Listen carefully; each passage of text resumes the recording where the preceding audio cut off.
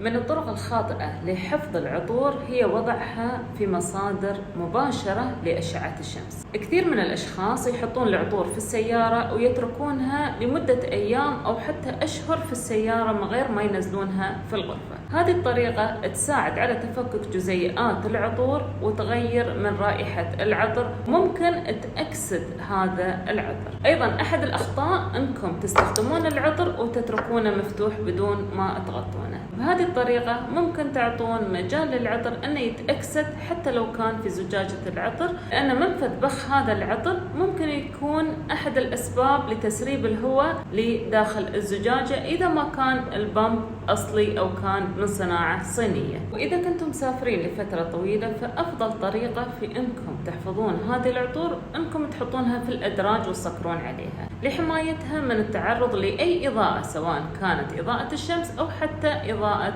الغرفة.